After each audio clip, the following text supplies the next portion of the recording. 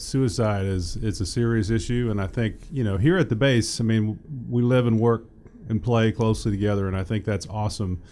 But sometimes it's the little things when just talking to somebody, saying hello, seeing how they're doing, that makes the difference in folks that are having depressed feelings or whatnot. I think the green dot training that the Air Force came up with, they incorporated suicide prevention into that. Yes, sir. I think that's pretty helpful to try to put those themes into both assault and suicide together, and I think that's helpful to do that. But I tell you, you got to look out for one another, and it's not your responsibility. It's not it's everybody's. Exactly. So everybody needs to pitch into that fight and look out for one another and be there for each other. And I think here the challenge is folks can't go home and lean on their families, right? Nope. At least not physically. I mean, they can't do it on the phone and Skype and all that, but it's up to us really to take care of one another. I think that's what the Titans are about, and I think we'll do that. And then the other thing I want to make sure that everybody understands is if you are feeling depressed or you're thinking about hurting yourself, we've got great resources here for you. We got a chaplain corps, we got mental health professionals. There are online and phone resources through Military One Source that you can get, and we're here for you. Or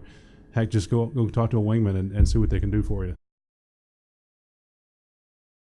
I've got my orange shirt on today for the Comm Squadron, so I got to give a shout out to them. So so the Comm Squadron here, so they were first designated actually the 2006 Airways and Air Communications Service Squadron, and that was on the 8th of May, 1955. That's right.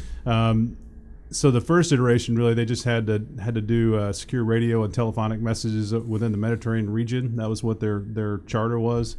But over the course of their history, they've gone through 5 redesignations of that squadron from between 1955 and 1991, to including being twice being designated as a group, so up at the group level. Their last redesignation came on 1 May 1991 when they became the 39th Comm Squadron that we know today. Throughout their history, though, they've been pretty successful. The Comm Squadron has racked up 14 outstanding unit awards, the last one being awarded on 1 January 2012 to December 31st, 2013 for that period. So pretty good unit there in terms of history.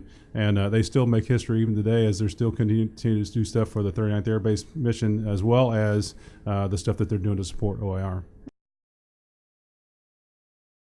We do a lot of missions out of here to get after the fight, and so in this week's no different. So down in Syria, we had 135 strikes, totaling 159 targets that were either damaged or destroyed. And then in Iraq, we had 49 strikes with 110 targets that were damaged or destroyed. So just shy of 200 strike missions with over 269 targets hit. So pretty good week for us. So I'd like to talk about Labor Day weekend for just a little bit. So first, I hope everybody enjoys the weekend and the time off on Monday if you get that. Labor Day falls on the first Monday of September every year, and it's supposed to be a day of rest, and that's kind of the design of it. So the first Labor Day was held in 1882 in the United States, and it really originated from the Central Labor Union, who wanted to create a holiday for the workers. And then it eventually became a federal holiday about 12 years later in 1894.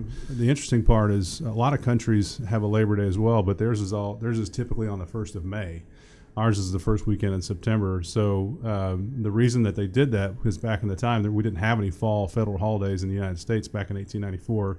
So what they were trying to do is have a holiday between Independence Day and Thanksgiving, because they felt like there was a long gap in there. So that's why they chose September. But Labor Day should be a good day for everybody, and also think, like we were talking earlier, it means the start of football season to me, so I'm looking forward to that. So go Cowboys, go Air Force, and go Razorbacks. Let's have a good season.